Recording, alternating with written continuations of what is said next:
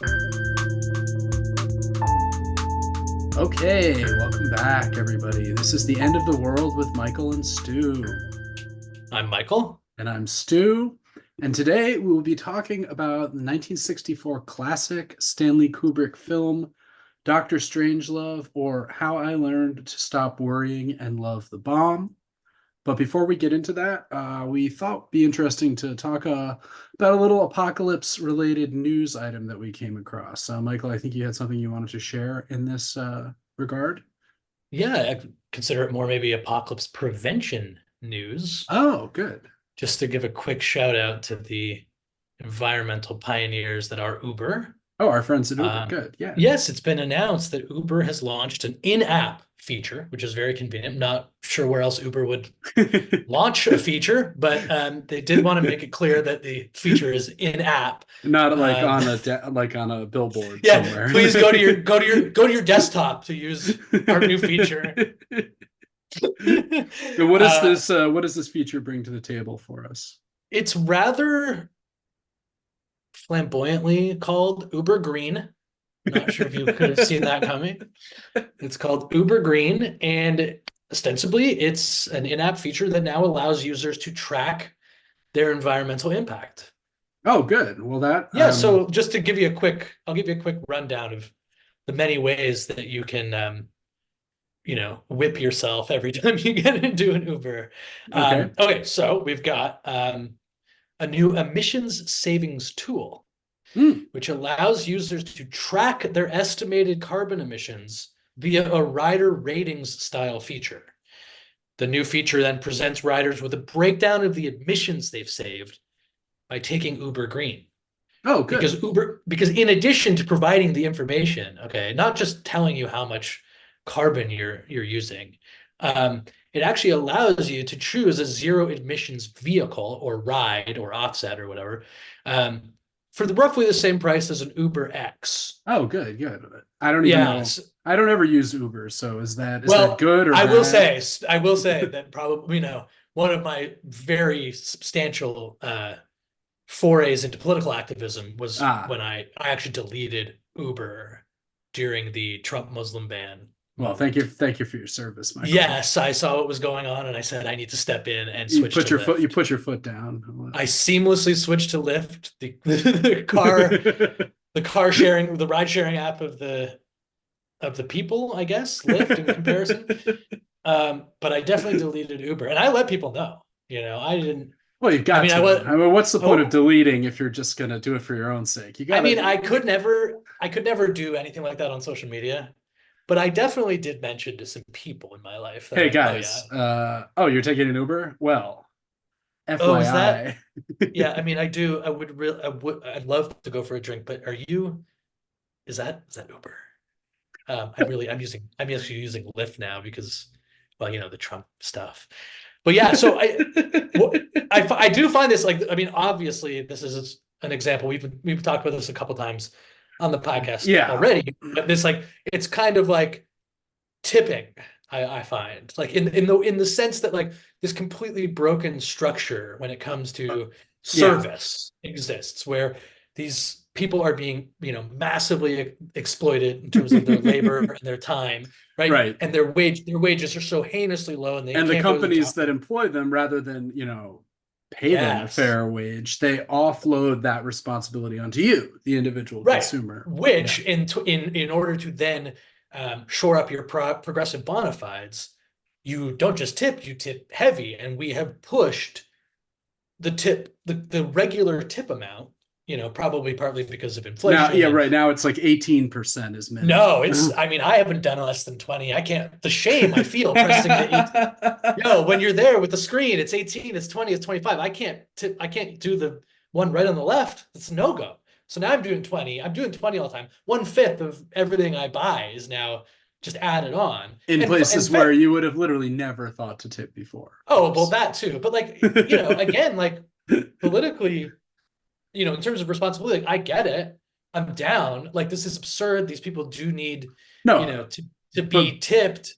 They need to make a living wage, but the way of addressing that is probably not by offloading that tipping responsibility onto you. And then also, of course, they take in some cases 20% of the tips back into the. Oh, well, yeah. I mean, of course, they also don't just, if you They're can believe it, skimming they don't. off they're Yeah, making yeah. you tip, and then they're skimming Right. off what they've Right. made you tip. Yeah, Right. if Yeah. you can believe it, they don't stop their shitty behavior because we now do 20% instead of 15. Yeah. But Yeah. like, it feels like the right thing to do by and large. I mean, we don't have to get into a whole thing about tipping. I do think there are these limits, and it has kind of created I think a there's been system. there's been a stand-up routine or two about Yeah, but I'll just say that like uh I'm very grateful that we've moved from the customer is always right culture. But as with so many things that come in reaction to heinous realities, yeah. what gets created also has its problems. We've entered this like customer is never right moment No, that like, the customer is always guilty.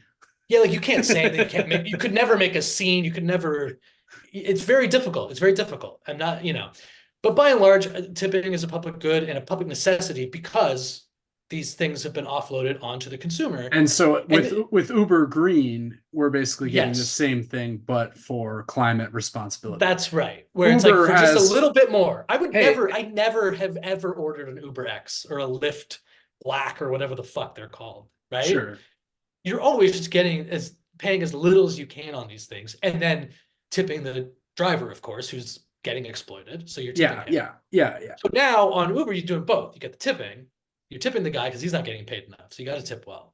And then But on you're top of that, also choosing yes, the you greener got to option go green because otherwise, you're also responsible for the for looming the apocalypse. ice caps melting, etc. Right. Instead of, places like Uber or, gasp any type of public subsidy for anything that may actually have an impact on this. But instead, like, and it's also like, I don't know, there feels something, what's the right, is it childish? Like the idea of gamifying Yeah, yeah, yeah. your emissions savings, like keeping track of it seems to be the strangest part to me. Because I can see like I should, if the opportunity is there, the offer's there, I guess I should have to consider whether I should be taking, emissions free vehicle rides or whatever as often as I can.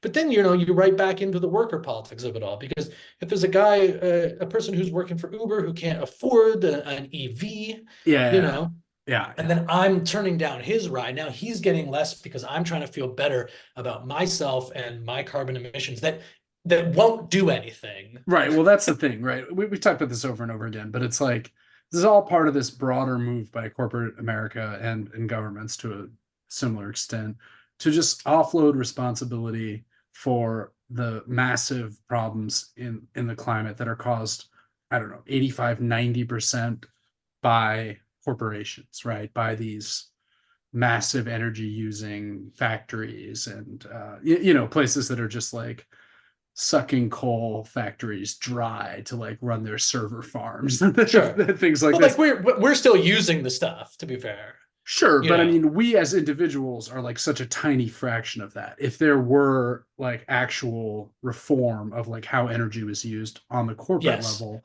And the revenue that we we would create, be right, right, like we would be. It's better off. it's like indicting someone who works at McDonald's for like McDonald's factory farming. It's like, Yeah. you think like John, the clerk, or, the drive-through window guy, really has much of a Right. say Right. in I'll like. tell you what, actually, I'll tell you what, John, I'll tell you, no tip and you're Yeah, going to jail. yeah, like exactly. But I mean, yes, I guess the way that this should work, I guess. I mean, I'm a fucking moron, but I would assume that what you're saying is that the revenues that we create by using the services should have at some point, either through the force of the government or the will of these corporations, been put into turning over these emissions heavy Yeah, that's right. infrastructure. That's right. Yeah. That's right. I mean, I think really the government should mandate like, Yeah, and but then in like some one does. cases there are small steps in this direction, but it's a little case of too little, too late. Right. It's definitely too little too late. I mean, it does feel like, I mean, there are things we don't have to get, this will be a topic of the pod forever, but like, Yeah, I don't know. I mean, there's things where I do come down a little bit on us as individuals. Like, I'm pretty sure that we like don't need to be flying as much as we are. But I guess one, if you're gonna say like one flight of mine won't do anything, but it does feel like the the surge of commercial flight over the last like 100 years has been a net negative for the environment. And I'm not Yeah, I mean, of course, but like, oh, I simply have to see Aspen. Like, who am I? Who am I to see Aspen? I don't know. Why do I deserve to see Aspen? I don't well, know. I'm going to Utah in a couple weeks, so Yeah, not not I'm going to LA in the spring. I mean, we're canceled. we've got our foot on the throat of Mother Earth, heading off to La La Land and Tahoe or whatever. Well, I'm just going to look at some land art actually outside Salt Lake. But speaking of having your foot on the throat of Mother Earth, shall we get into our film for the Yes, week? yes, sure. So this is an old favorite. We were talking a little beforehand. We both have childhood experience with this film. Michael will relate his experience. But my one of my earliest memories of this film is just seeing that climactic moment with Slim Pickens riding the A bomb down or Yes. the H bomb down onto to its target at the conclusion of the film, and just being really terrified by that. Again, being like 5 or 6, having no context at all for what maybe my parents had this on. It was on in a TV at my grandma's. I mean, who knows, right? But just seeing that image and just having it burned into my head and having no idea what it was. And then, 15 years later, when I'm approaching adulthood, encountering this film again and being like, oh, like that's what that was, Yeah. growing up in the 80s and early 90s, I had a healthy fear as a child of nuclear obliteration, abetted by another film that we'll talk about eventually, more than even Doctor Strangelove, Terminator 2, and the infamous fence sequence. Sure. But also just by my understanding of like what was going on with the Cold War, right? That we had these missiles pointed at each other, and I think like our people of our parents' generation who really grew up in like the Doctor Strangelove era, like the sense of like the potential for imminent mutually assured destruction. I think it just permeated their lives in a way that people younger than we are don't really fully understand. Yeah. I mean, I think But that you're saying that's this right. is a film that's like a favorite of your dad, right? Yeah, well, Sellers is a favorite Okay. of my dad, across the board. I would just say to your point though, like it's weird. I mean, I would say that my first memories of anything political would be the wall, 19 Yeah. like the wall coming Yeah. down, Yeah. 89, right? Uh-huh. And but so like most of my experience is actually more like the sense that it was over. Uh-huh. Oh, Like, the and false sense. the completely false sense, right? Right. But that like that I never really had the memory of the scare, right? I just I'm a there little bit was older than you too. I'm like a couple years yeah, it older. seems like So it's a critical moment where like when you start to form those memories when it's it's like over, quote unquote, right? yeah, yeah. I And mean, I you was know, also, a very precocious student of history from a very young age. Like, yeah, I I was mean, like memorizing the presidents when I was like no, 5, I and was like, more like I was allowed to like stay up later if I watched the news, okay, well, yeah, which so like I mean, I definitely was like aware of things at a very young age, but I was also like watching CNN, so I was probably having my mind like fundamentally warped, and it's Oh, probably I never would wake properly. up at 5 in the morning and watch CNN for hours before school Yeah, so like in the lead up to the fall of the wall in like 87, 88. Yeah.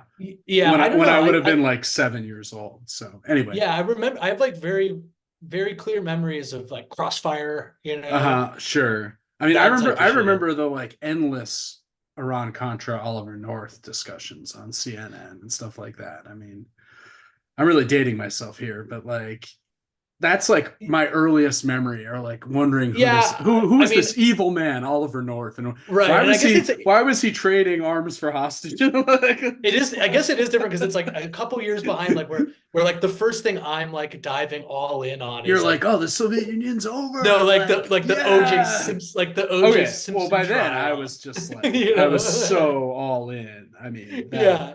But to get back to the sure. So Strangelove thing, Dr. it's like, Strangelove. Yeah. so I was actually introduced to Peter Sellers before I was introduced to Strangelove, even though I would say it's probably his like his peak, right? The pinnacle achievement of his Well, career. that It's like, or like the Pink Panther, I think, was his most yeah, but like popular Strange, mainstream. sure, but Strangelove seems to be his most important, enduring Yeah, piece, I would think. I would say But so. I grew up from a very young age listening to a lot of British comedy. My dad was born in London, and so it was a lot of like pre-Monty Python stuff. There was a group called I'm Sorry, I'll Read That Again, which had a couple people from Monty Python, including John Cleese, Yeah, and yeah, yeah. they had radio shows, and there were radio comedy and sketch comedy was this, Peter Cook, Dudley Moore, and Peter Sellers was obviously a huge part of this tradition. And Yeah, yeah. there was this tape of great Sellers stuff, and songs and sketches, and it was amazing. But I didn't relate the two to Strangelove until I didn't know that the movie. My dad eventually is talking about how great the movie is, and keeps saying like it's just fantastic, great satire, right? And I'm like, I forget exactly how old I was, but like certainly like young enough that when I first saw the movie, and I don't know even if I saw the whole thing, Sure. like maybe my dad was watching. I can't really remember, but like the first time I was exposed to this movie, I was still young enough where for whatever reason, I had computed satire to have at least some relationship to the idea of prophecy. Like there was something prophetic. I don't know how these lines got crossed, but so I when think I that's see awesome. Yeah. when I see the first like pictures, the first Strangelove, it's all black and white, which then again, to my mind, makes it so old. I'm So so it's like incapable. so it's like Oh, 1930s. It's like 1930s. it's pre Yeah, yeah, World War yeah. II Right. even. It's pre-World War II. It could be pre-World War II. So when I'm seeing this thing for the first time, like, and again, very limited knowledge, but the players, the US, Russia, the nuclear, Sure, sure, sure. and I'm sitting there I'm thinking, wow, they really nailed it. They fucking nailed it. Like, I mean, I guess, like, how did they know it was going to be these two countries shaking it out in the end? Like, what a crazy turn of events. And, like, I mean, I didn't even, like, I had no conception for whether, like, they had nukes back then. I doubt I was like, well, no, they didn't make nukes until, but, 1945. like, Yeah. the political framework, I was like, fucking, these guys are geniuses. That's so good.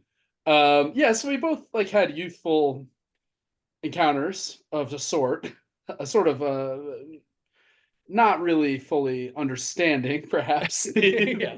the context or content of the film. But let's get into the actual content. So the movie came out in end of January 1964. And it was actually supposed to come out a little bit earlier, but it was pushed because of a famous incident that occurred in November of 1963, the Kennedy assassination. Right?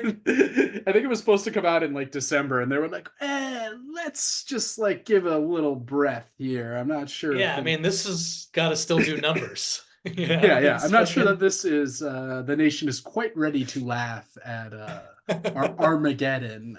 Um, which is interesting. It also, comes out a couple of years after another event that I'm sure we'll discuss in more detail on the pod, the Cuban Missile Crisis. Which is Sure. one of the times when the so-called doomsday clock, moved closest to midnight, Yeah. and where there was a very real possibility of a world-ending exchange of nuclear missiles.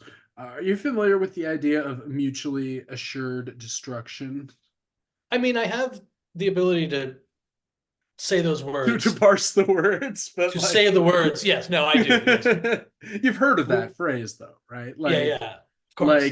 that was sort of the so-called balance of terror, right? It's like the idea is that Yes. if we both have enough world-destroying If bombs, we have enough terror, then we won't we will build. live in harmony. Yeah, Yes. it's like the ultimate Machiavellian, like fear, like rule by fear, not by love, right?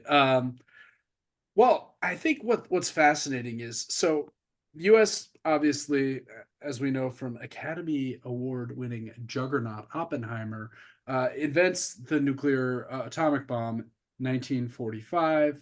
Uh, the Soviet Union detonates their own atomic bomb in 1949 with some help from some spies on the Manhattan Project and the infamous Rosenbergs, etc. By the early 50s, both countries have the hydrogen bomb, which is magnitudes of, you know, thousands of times more powerful than even the atomic bomb, right? So you go from like leveling cities to leveling metro areas, right? I mean, I've Quality seen engineering. where you could drop one hydrogen bomb in like the Los Angeles area, and if it was calibrated in a certain way, you could kill like 20 million people with just a Right. single bomb. Just like, um, And this and is that, to assure destruction mutually well, and then if we, have a balance of terror. right, right. I mean, there's all this great balance of terror, mutually assured destruction. Another phrase the U.S. Military Strategic Air Command use a lot is trust but verify. In Yes. terms of like you trust what the Soviets say, but you verify it. And I'm like, well, isn't like trusting me? Doesn't that mean like you don't have to verify? Like, isn't you see what I'm saying? Like, well, Yeah, yeah, yeah. if you trust someone, you don't then you're like, oh, I trust you. I'm just gonna look through your wallet. Oh, look, here's Yeah, $5 that you that's like stole. when I like the marked it. race the yeah, like the racist like woman has the housekeeper come by and they're like, "No, no, I trust of course. I would never if just let me I'm look just gonna through your search bag. your Just I'm bag. just gonna look. Maybe it fell in there. Of course I trust you. You know, Yeah, I you're mean, around my kids." right. So there are all these like hilariously paradoxical forms of what George Orwell might have called newspeak, right? Where it's like Yes. that kind of come up and bubble up around the nuclear situation, which I think one of the great things about Strangelove is it just does such a good job of parodying the absolute absurdity of the situation. And so this movie is based on a novel called Red Alert by someone named Peter George that came out in 1958.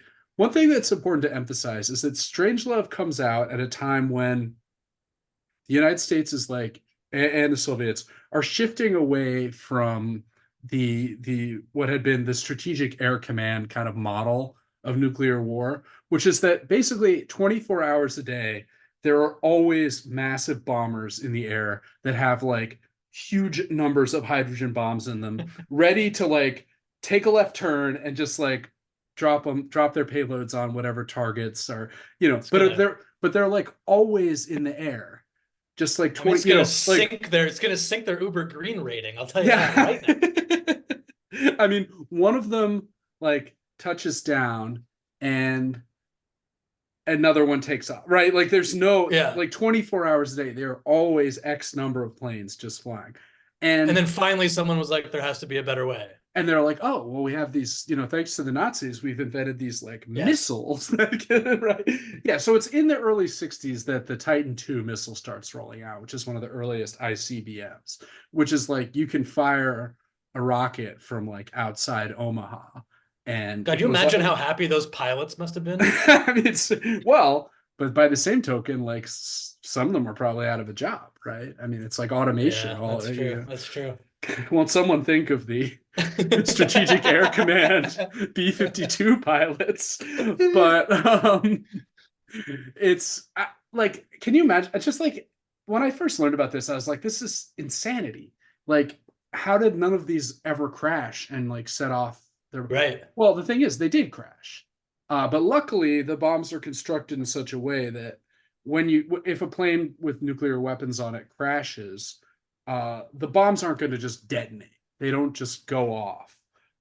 Yeah, there's a few incidents. There's a really good book about this called it's called Command and Control that I read a few years ago, and it's terrifying because it goes through a number of the close calls and accidents that have happened with nuclear. I could never read that. Oh, it's a great book. I can't become aware of such things. Let me give you two examples of things that have happened, and forgive me, I don't have the book in front of me, so I might get some of the details wrong. There's one in Spain where a plane carrying hydrogen bomb just like crashes, and the bomb doesn't go off, but it does sadly strew radioactive debris over like several acres of this village. And this is during the sort of Franco-fascist Spain era.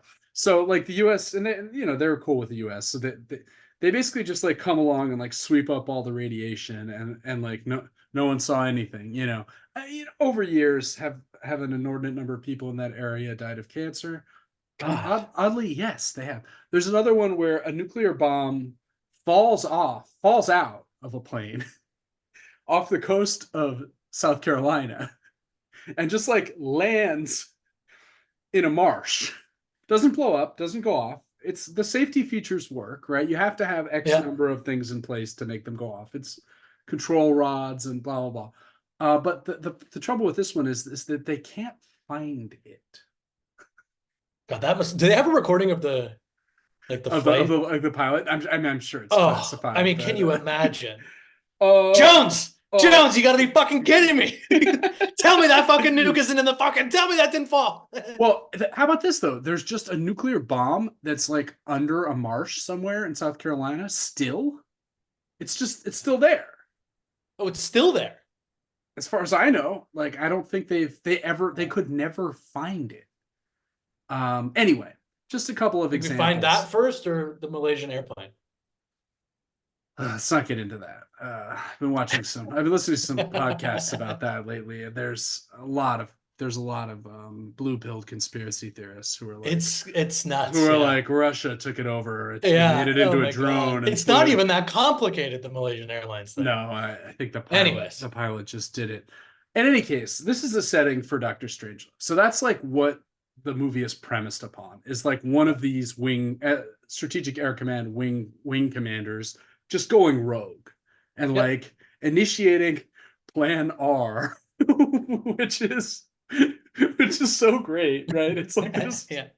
It's like Plan R is in place in case the Soviets struck first and killed the president. So even if the president's dead, we still have someone who has authority to like strike back Right. at the This is the first like real, I think, great example of one of the movie's strengths and one of like the clear downfalls of our politics and society, which is like, and it's such an effective job when they start explaining why this program exists. Right? the sort of In circular the right, logic of it like is like the impeccable but also fully but also circular and like totally absurd. and Yeah. insane.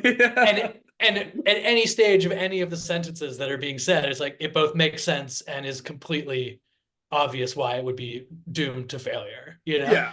Yeah. And I like that the movie starts with a disclaimer where it's like, Oh, I love it. the Do you think that that US was were they made I'm to do that? sure that was mandated. Yeah, Yeah.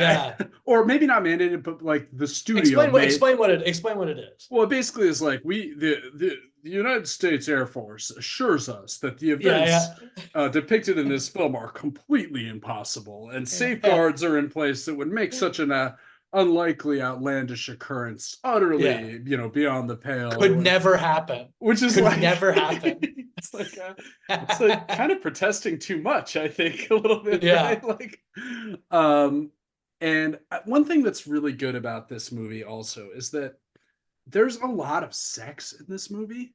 Like, this is a Yeah. weirdly sexed up movie. Yeah. And that like it opens with this image of the like bombers, that the ones that are in flight, like refueling midair, and there's just like this stem that's like going. It's like, oh, okay, like what's going on with this? And I love the way that like the titles of it are all those hand drawn, like it's like Doctor Strangelove. It's like someone wrote Right. it by hand, and that those are contrasted with like the images of the planes in flight and Right. the The like like pinnacle of the American military at the time. right, like the cockpit filled with all these switches and lights, and it's like everything is like hyper technological and mechanical, yet the like exterior like presentation of the movie is very handmade feeling. Really powerful. So we meet the first Peter Sellers character. Peter Sellers plays three characters. Originally was supposed to play the pilot, Kong, as well. Really? Yeah, but Why didn't he? I think it was a little much. Like the story that I read on Wikipedia was that he sprained his ankle and so couldn't like get into the Yeah, it sounds cockpit. like an excuse. Yeah, I mean Peter Sellers He's just pretty sick of this shit. well. I think he's a pretty crazed guy, right? I Seemed like mean, it. Yeah. like Seemed like had it. a trouble with alcohol and drugs and things like that, and playing four. Troubles. Yeah. Well, he Oh, dies when that pesky dies. alcohol got to Sellers. He dies when he's like 54 or something, Yeah, right? 54. Yeah. Yeah, a little young. Lived a hard life, shall we say? But I Mhm. think also just it's got to be exhausting. Playing one role in a film is like insanely exhausting, especially when the director is Stanley Kubrick, not Yeah. exactly famous for like one take and we're out, right? I Yeah. mean, Yeah. so he they got Slim Pickens to play that role instead. I think Slim Pickens does a great job. It would have been Oh, fun yeah. to have Sellers in there, but I think Sellers also would have had him doing like a Texan kind of accent might not have been as easy. Yeah. I also just think that like it's the right amount of scenes for Sellers in the sense Yeah. that like if you go too far with it, then it's just like it diminishes, I think, what he's doing. If he's, like if If he's it's in, just like every scene has a there's Sellers just in it. no separation from Sellers, and like not only Yeah. that, like multiple Sellerses, Yeah, yeah, yeah, yeah. like it's like a nutty professor. It wouldn't work the same. Right. And I mean, you have him as Mandrake, which is great with General Ripper, right? General Ripper is the fucking best part of this movie, though. I mean, I love what Sellers does, but I think Ripper Ripper, or Turgidson, right? The yeah, yeah, those guys are both fucking awesome. Why don't you explain Ripper a little bit? So Ripper is a parody of a sort of John Birch Society, ultra paranoid anti-communist right winger. John Birch Society was basically like this psychotically anti-communist right wing group that came up, I think, in the late 50s, early 60s, and Glad we've basically, rooted them out, right? I mean, well, right, a lot of people have traced origins of certain strains of like Trumpism and things like Yeah, that back to the John Birch Society. Extremely racist, basically like everything is a communist plot. Like yeah, everyone is potentially a communist. And we see that with General Ripper, who has that, but has also very obviously like gone completely insane, right? I mean, he's become obsessed with fluids with precious bodily fluids, and he only I think the first sign we get of his madness is when he's like, please bring me a cocktail of rainwater and grain alcohol. Right, yes. like But because the way it's set up at first, you're not you're not led to believe which way one way or the other whether well, this right. actually is being. It's a slow reveal that this Yeah, is like the act of an absolute madman. And Peter right. Sellers as Mandrake is like, oh, he's like this RAF World War II veteran who's like part of NATO, has been assigned as like the The adjutant, liaison or whatever. Yeah, executive he's officer for so this good. NATO like strategic air command base, right?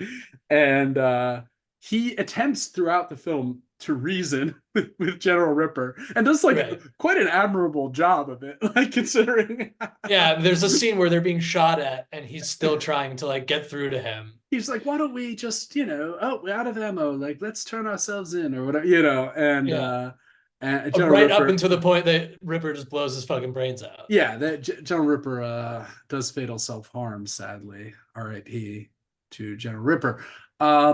We've got a lot of funny elements. So there's like three primary settings, right? There's the base where Ripper and Mandrake are holding off. Well, initially they're launching the attack, shutting off all outside communications, and telling the base to go on to like into like overdrive guard because Well, they're going to and they have be. to get like he was all privately radios Wait, say that. confiscated, right? Sorry, say Ripper that. wants all private. Oh yeah, he wants Ripper wants all all privately owned radios impounded because he thinks just that like anybody could be a communist, anybody yeah, could be. right. And that like there's then the second scene is the airplane, where we have Slim Pickens, James Earl Jones, notably one of the Yeah, airmen, and they get this command, Plan R, and they're kind of like, wait, is this real? Like, we got to check this out, right? couldn't be And Plan R. That must happen, right? Could possibly be Plan not R. Plan You know? R. Yeah. And so they head out to bomb their target, right? I mean, they follow orders, like Yep. they don't question it. And then the third setting is initially it's the motel room of Buck Turgidson, who is George C. Scott, who I think is like my favorite part of the film, just because he's so ridiculous. Turgidson is the head of the Joint Chiefs of Staff, which is like the highest person in the U.S. Army, and is Yeah. a completely ridiculous figure. We first see him, he's sleeping with his secretary. They're in a motel room, and she's kind of like in her like She's nighty. tanning. She's tanning Yeah. with a lamp. She's tanning And the lamp, and she answers the phone, and he doesn't want to deal with it. because Right? he's getting ready for them to have sex or whatever, Yeah. and yeah, it's she she keeps, no, he can't come to the phone, he's not available, and then finally he gets on the phone and it's like, oh, uh someone's authorized Plan R. Like Right. damn, like a whole fleet of planes is flying over to nuke the Soviet Union. And then very quickly that he relocates to the war room in the The war Pentagon, room which is where like, there's so many people, yeah, but like only almost three talk. almost no one says anything except for the president, Turgidson, president. Turgidson, the Russian ambassador who eventually is brought in, Yeah. and And then of course, Dr. Strangelove. Doctor Strange. Like that. It's there's so many good moments in this film where he says, back General Ripper, um, Mandrake is like, I'm afraid I have to like cancel this attack because you haven't followed protocol or whatever. And Yeah. Ripper's like, I'm the only one who has the codes, blah blah blah, And he says, Mandrake, do you recall what Clemenceau once said about war? War is too important to be left to the generals. When he said that, that might have been true, but today, war is too important to be left to the politicians. And like that is a big thing about like civilian control of nuclear weapons and the military, is like one of the things that differentiates the United States in theory from a literal military dictatorship, right? Where there's Sure. just like a general who's like at like General Shang from Arrival, right? Is Right. the sort of antithesis of this. Where there is no chain of command, and there's no like There's no there are checks, no no, the safeguards that we there hear are about no at the beginning checks of and this movie. balances. Yeah. Yeah, yeah, exactly. It's just like it's all it's gone. What's also Um, just really funny, it's just like such a funny guy to choose too, right? Like Clemenceau, this like Ripper character is this like, Cold War general who's citing the World War I yeah, French head of yeah, state. yeah, And also being like, when he said that, he might have been right. right. But that was, and that That was was probably before, before 1917 and probably before these well, fucking before comedies. 1946, Yeah, when yeah, yeah. fluoridation came. You want to talk about fluoridation, right? It comes out that one of the chief motivators of General Ripper's madness is Perhaps the chief motivator. his belief that Yeah. fluoridation of water, which was introduced after World War II, we're told. Why was it introduced? Does anyone know? It's because of cavities, right? Like if you put a little Oh, really? fluoride, yeah, it's to like help with Oh, I thought to it help. was just to control the population. No, it's to help Oh, with shit. the real reason that it's to help us have fewer cavities because our water Oh, is oh. fluoridated. So No, we're I know. like, I'm just, I know. but this is a precursor to a lot of contemporary madness that we see in and around the issue of vaccines, right?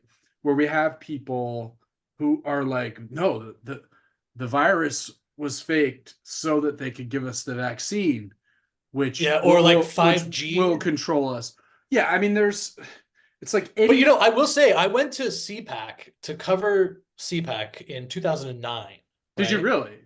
Yeah, I went for 3 years, I think. I wrote like a weekly column for Canadian Magazine for about 5 to 8 years, long, Oh, really long time. fascinating. And I covered a couple of the elections. In '09, I moved down here. Um, and Just to be closer to CPAC. yes, exactly, just to be closer. But basically, it's like it was that time, '09, when like So that's it just could. after Obama. This is Tea Yes, and the Tea Party. Party comes out, and it's like this moment that like we've now just been living on repeat, where it's like, can't believe it's gotten so much Crazy. crazier, Yeah. right?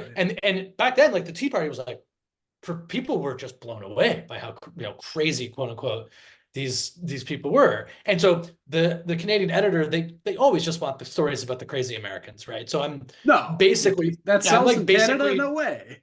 I'm following them, but also like this weird cross section, right? Because I'm also like going to a lot of Ron Paul events Oh at yeah, this, classic. who obviously occupies an incredible space in recent American political history Yep. for reasons I'm sure we will get to in this podcast at some point. But like, I will tell you that like you had people still in that moment who didn't have great things to say about fluoride. Oh yeah.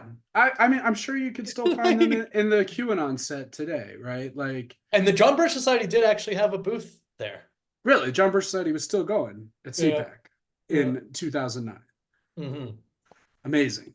Uh, so eventually we moved to the war room, and this is where we get a bunch of other great rhetoric where we learn that Plan R is a retaliatory safeguard, right? Where it's like, well, isn't a safeguard like to prevent on, but like a retaliatory Yeah. safeguard is like it's a, it's like getting into sports rhetoric. It's like, well, the best defense is a good offense, or like, you're getting into the like level of Defense wins championships. yeah, well, just like cliched, Yeah. sort of paradoxical double speak that you find in the sporting world. Um, and like the fantasy is that like in a normal society, like there are like norms, right? We hear a lot about Yep. norms and like what people like. Like in 2009, again, the guy who yelled at Obama during the State of the Union. It was You like, lie. oh my God. Yeah, yeah. It was like, oh my God, the norms. And Right. And now, now they're just all doing it. They're just well, like, yeah, yeah. I mean, now Marjorie Taylor Greene is like up there, like, yeah, wearing with like a sign. like a garish outfit and like just being as annoying as humanly possible. Right.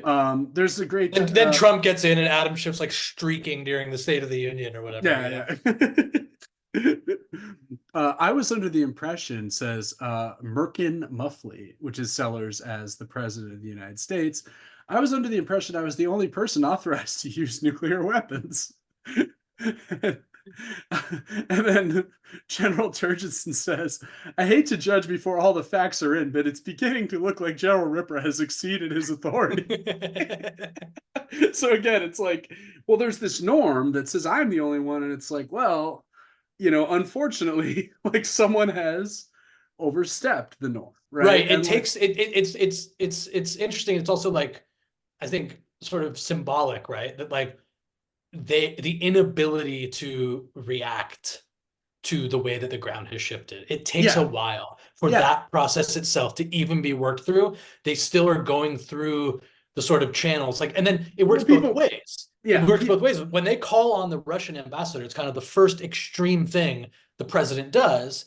And when the president finally makes that step after parsing through all of why this could happen and isn't he the only one, yeah. then the military got, so Turgidson, then the military comes back and is like, whoa, you can't have that, And then right? like once the Russian ambassador arrives, like he immediately starts like taking secret photos with his watch and so right, Yes. Yeah. like nothing, the habits like cannot be broken, right? Like Right. even though the world is ending and this set of dominoes is falling that will literally Right. lead to. There's like an automation to the Cold War and to like any type of this like fear-based And political I think you structure. see this in media coverage of Trump, for instance, right? In Yeah. 2016, it's like, well, Trump says this, but he can't possibly mean this. I mean, Yeah. once he has the dignity of the Take him office, seriously, not literally, was the whole right? Where it's like they're literally okay, unable. okay, I guess I'll do that. Like They're what? unable to recognize the ground has shifted, right? There's like Right. a way that And people. like again, like and when the only time they can like assess its shifting is just by something extremely banal, the obsession over the norms of the Oval Office that were being trampled on. That this Exactly. became such a huge part of the coverage, as opposed to any of the things that were actually happening or not happening, or it was that like presidents don't usually do that. The things he was saying at a press conference with another head of state, we just don't do that. That was Yeah, the only way to assess it exactly. for many of these people. That's right. Um, so Turgidson, who is my favorite character, is a very direct parody of Curtis LeMay. Are you ever hear of Curtis LeMay? Bombs Away LeMay was his nickname. He was a guy who was Great name. yeah, he was in the Army Air Force in World War II and led bombing raids against Japan and was like a very aggressive, shall we say, let's Sure. firebomb Tokyo. Like he was the guy who was pushing like the most extreme policies. And during the Korean War, he was one of the guys who was like, we have all these A bombs. Like, let's just why not? What are we gonna let them sit around here? They're gonna end up exactly. falling out Like of we should planes. just nuke North Korea. Let's just do Right. it, get it over. What we'll nuke China while we're at it. Why not? Like just like one of these guys, and that's clearly Turgidson because Yeah. the first thing Turgidson says once like they realize they can't recall the planes, he's like, well, what if we just let them go. Right. He's like, look, there's a good chance we can get out of this with only like 20, 30 million like dead, right? Or whatever. Like his first instinct is, well, this, it's really a pity this has happened, but it has happened. So we should just Right. right. And because he's like following the logic again, right? Yeah. Like And I now that mean, we're here, and that's how these things, it's the same well, logic behind like, let's build a bigger. we've crossed the Rubicon, like there's no Right. turning back, may as Right. well, right? And that's why when they get the premiere of Russia, premiere kiss off, it's like, okay, like got it. I love all the phone dialogue between Muffley and Kiss Off. He's Yeah, like, how it no, like it goes no, from like the Dimitri, emergency it to the is a like friendly quotidian. call. Yeah. Like No, of course I would call and say hello sometimes. I'd like to just call and say hello. This isn't one of those times. Yeah. And apparently Muffley Sellers played him as a parody of Adlai Stevenson. That Stevenson checks out. was like the progressive liberal candidate You who also have a bald president, yeah, which is yeah. Well, Eisenhower was bald, right? yeah. I mean, since then, it's funny to think that like Johnson was bald, right? yeah, but like now, like watching it now, it's like stunning to think about like Yeah. that actually did exist. Oh You yeah. know? Yeah. I hadn't thought of that. I mean, how long has it been? Johnson would have been the last. 68, right? Yeah. Yeah. I Interesting. mean, since Kennedy, I I mean feel like hair is a precondition. Nixon was kind of balding a bit, right? Yeah, I mean, that was it. That was the whole thing. I mean, the TV radio dilemma of it all. Right, but I mean, he did win in 68. Yeah, but Kennedy's got this thick hair. Oh yeah. Well, Kennedy was young too, right? Anyway, Kennedy would have won in 68. well, Kennedy RFK. Yeah.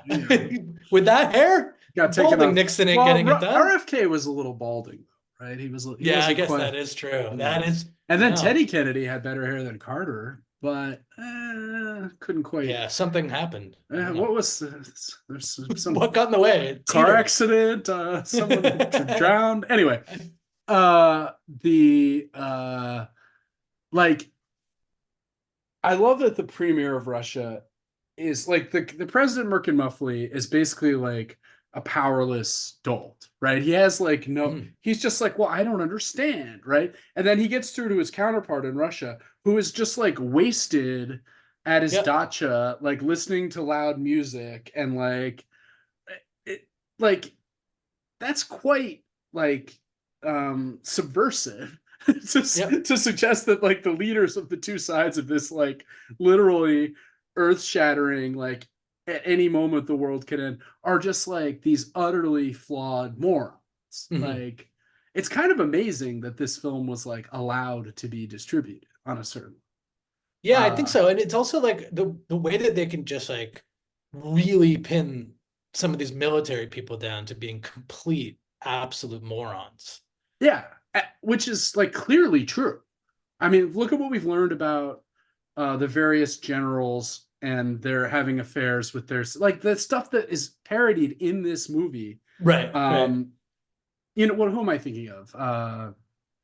Is it The McChrystal? well, McChrystal was one of them, and then the other one, the Surge one, Petraeus? General Petraeus, right? Who was briefly had a cup of coffee as a presidential candidate. And he literally had to like he was forced out of the military Yeah, because yeah, he was yeah. like sleeping with his biographer or You're something, right. right? That's right. Like That's right. it's like literally something right out of this film, right? Yeah. I think it's comforting to believe that the people in authority are like serious and like considerate and smart and thoughtful, right? Right. This Well, is like that was another thing, right? Everyone's standing in the way of Trump, right? yeah, All these people at all these state. responsible generals, right? Yeah, who was the dude, the Secretary of State under Trump? Oh, Who the was like, Rex Tillerson. was that the first one, right? And he was Yeah, supposed to yeah. be like, Oh, and then he'll there keep was John Kelly, right, who was the chief of staff. Pompeo. Mike Pompeo. He John was Kelly he was was a a former general. lot of hope was invested in John Kelly, right? That like, Yeah, this guy organizes his schedule, keeps him on like it was all of this again, all of this was about like the perpetuation of these norms and how to like rein Trump into like the which is suit funny of because like president. yes, like Trump is a uniquely bad president, but like when you look at all the other people who've been president, Yes. Kennedy, he's like Yeah. having Clinton? affairs with like five different Right. women at any given time. Clinton, not the most responsible person in the world history. Ronald Reagan, literally like in his dotage, losing Mm-hmm. his mind to Mm-hmm. Alzheimer's or dementia. Um, May have kept us safe. Richard Nixon, like Yeah. literally just like having an enemies list and like literally like Recording everything. Yeah. having people well they all did that. Kennedy did that, Johnson did that. It's only after Nixon they stopped doing that because they realized, oh wait, this could come back to haunt us, right? Sure. um no, but like yeah, it's like all of these guys, yeah, Trump is bad, but like they're all like idiots and monsters on some level, Yep. right? Like it's the different shades, different valences, but this fantasy of like the like responsible good The steady president, hand of right, yeah. Or right. in the steady hand of like the military and the State Department, right? Exactly, that all of these are all fictions. That's one of the things that I think this movie obviously it plays that up to for the sake of satire and humor, Right. but it's true. It's not it's not that hyperbolic really. Not at um all. I mean, it has its flair, yeah, you know, but certainly at the root of it, like there's not a great, I mean, one can look at the transcripts of the, and talk of the Cuban Missile Crisis. And, I mean, what these guys are doing is not completely removed from the insanity of like what the process would be and who would decide and how you would decide and all of that, the battle between the military and the politicians over what to do and what the various options are, which option should we lead with and how should we negotiate. I mean, like all of that stuff was happening between these two branches, right? oh yeah, I mean just utter madness on so many levels. Just a couple more things, and then we should talk about Dr. Strangelove and then wrap it up. But I love how General Ripper is just like he starts saying like the redcoats are coming. And Yeah. he's like with Mandrake, who's English. And it's like he and Mandrake are like fighting the red. Like he just Yeah, like they do a very good job of slow incrementally making you realize how deranged he is. yeah. It's not He all. It's starts like as just he's a general, or he's he's just a a man doing his job. cliche Hollywood movie general That's who right. then And all of a over sudden he's completely out of his mind. snapped all because of his own doing, right? Like he invented this whole situation, Yeah. And right? then, He all right, wasn't so responding to anything real. we finally meet Dr. Strangelove when the doomsday machine is revealed, right? Yes. The premier talks to the ambassador, and the president is like, what did he say? And he's like, well, if one of these bombs is dropped, this will unfortunately trigger the doomsday machine. And they're like, the doomsday machine? Like, is this Dr. Strangelove? Is such a thing possible? And we finally cut to Dr. Strangelove, who is like so hilarious and such a wonderful character, and is only in like 7 minutes of screen time. He's like barely Yeah. in the movie that bears his name. And he's great. He has what is it called? Like phantom arm syndrome or something? Phantom hand syndrome, where his hand is like Yeah. Phantom not hand. his, it's not under his own control. And Right. it's almost as if, I mean, Strangelove, people say he's a parody of Henry Kissinger. That's not right. Henry Kissinger wasn't yet a presidential advisor by 1964. He is a parody of Interesting. he's a parody of Werner von Braun, right? Like the Operation Paperclip Nazi rocket scientist brought over after the war, absolved of his SS membership and all this other his use of slave labor, all this horrible stuff he's implicated. We're just like going to look the other way on all this. He's on by the late 50s, literally doing information educational videos for the Walt Disney Corporation about like the possibility of. He's like, hello, I'm Werner von Braun. Like, we could go to space on this rocket. They even, when they start the Apollo, like, space program, they initially are like, we really shouldn't use von Braun. They get some other guys. Their projects like blow up on the launch pad or disaster. So like, well, get von Braun on the line. like they just. So Dr. Strangelove is like the Operation Paperclip. The idea of like this Nazi scientist who's changed sides to the United States, and the Phantom Hand is great because it's like the Phantom Hand is still just a Nazi, right? Like it's trying constantly to Sieg Heil. It's like, and he's like trying to control it with his like good hand, but it's like this. It's this extremely literal like way of representing his like split allegiances, right? Yep. And he's like, no, well, Mr. President, like, not only would a doomsday machine be possible, it'd be incredibly simple for you, like, just like even the like smallest nuclear nation could, like, and it's just like they're like, why did you make this doomsday machine? They're like, well, it's a lot cheaper to make a doomsday machine than it is to like try and keep up with your like missile production, right? There's a lot of talk of like a missile gap, which was something that Kennedy in 60 used to. He claimed that we had a missile gap with the Soviets, and the Soviets had built more missiles. Totally untrue, by the way. In history, it's like the US had like 8 times as many missiles. It's just like, it's like this classic thing where you're like, oh, I'm a liberal, you're a conservative. Well, I'm going to say, like, I'm going to be more hawkish than you are by claiming that, like, actually, we're at a disadvantage to the Soviets. And Nixon was caught flat-footed by this. Like, what? Because Nixon, of course, knew this wasn't true, but like it's classified. You can't like, so it's like, it's also one of these things where it's like people idealize JFK. They're like, oh, JFK, man, he was going to end Vietnam. He's going to end the Cold War. It's like, bro, have you like looked at that guy's record at all? Like, that is not true. Anyway, not going to go off on a Kennedy assassination thing. Like, the people who are like, the CIA had to kill Kennedy because he was like, it's like, really? Like, CIA is evil, I know, but the CIA's evil is also like pretty incompetent in a lot of cases. Never mind. All right, but like, what are your thoughts on Doctor Strangelove? I mean, the character or the end of the movie? I mean, both the character, because the end of the movie is really just that great speech by Doctor Strangelove, where Yeah, I mean, the end of the movie is just like, the doomsday I mean, device is going to go off. They can't right, avert the bomber, the last right, bombers.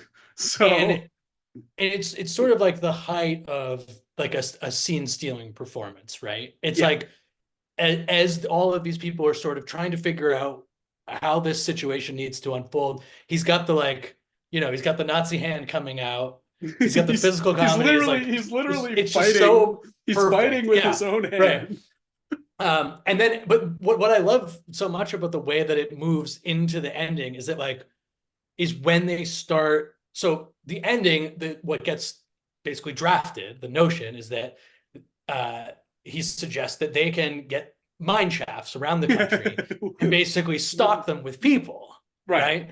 And stock them with supplies and start again. And guess what? We'll have There's to stay down actually there. We'll have to stay down there for 100 years, but you yeah, we'll have to know, stay there for 100 years. But eh, there's also some good things. I've come up with one of the ideas we could do is, to produce humans again, we'll get 10 10 women women, for yeah, for every every man. one man. And of course, political leaders are going to have to be there along Well, with, of course. very athletic, intelligent men. And the women, because we do want to breed as quickly as possible, They'll will have have to to be be. chosen for their sexual characteristics. And, all of the men obviously immediately They're just fall like, into wow, this plan. Dr. And Strangelove, tell us more. right. And so there's this brief moment where these men separate from the sort of mainframe that they exist in. And Yeah, they're sort of thinking on the other side of this sort of like animalistic, like I'm gonna completely go underground. Yeah. libidinal. And I'm gonna have 10 fucking women that I 10 fuck and wives. yeah, I Yeah. get 10 wives, just have a hell of a time down there. It's not so bad. But then they're like their military and their political brain like takes over and they start expanding essentially the Cold War into the world of mine shafts. Yeah, We where can't have he's a mine like, shaft gap, right? yeah. Well, and also he's like, Turgison is like, right. He's the one who says there'll be a mine shaft gap, but he also says, I bet those commies are gonna stash a few bombs away while we're, Yeah, yeah, like, yeah, and yeah. like it's So like now they're gonna even bring the weapons with them right, underground. I mean, it's even just so, even in this end of the world scenario where they're literally discussing moving into mine shafts and living for 100 years, yeah. and oh, there's the great line where they're like, but Dr. Strangelove, like, what about monogamy? And he's like, I'm afraid like that's would have to be sacrificed Yeah, for some the. sacrifices will have to be made. And then he's like that great line where he's like, animals could be bred and slaughtered. Right? Just his delivery is so like Yeah. it's so off kilter and Well, and just hilarious. like three, I mean, we don't have to go back at it, but just like three like characters that are so unique to each other Oh yeah, that like yeah, just the sort of the definition of each character is just so phenomenal to do this all, in one project. And like, and again, like you said, he's on screen for mere minutes as yeah, Strangelove and yeah, like remains the sort of like indelible image of the film. Um, absolutely. but again, it's like it's just it's sort of the perfect, Cold War and perfect sort of like linguistic, logical ending that like they may just be forced underground, and while we're there, the Cold War will continue. So while like Doctor or General Ripper's madness kicks all of this off, what the film reveals gradually is that everyone in the war room is just as insane in a slightly Yes, more norm-based way as Ripper, right? right, Like once they've accepted, all right, the world's going to end, we're going to move into the mine shafts, but like the same mentality just carries through, right? And right. this And is one of the like reasons. politicians are more refined about it, Exactly. right?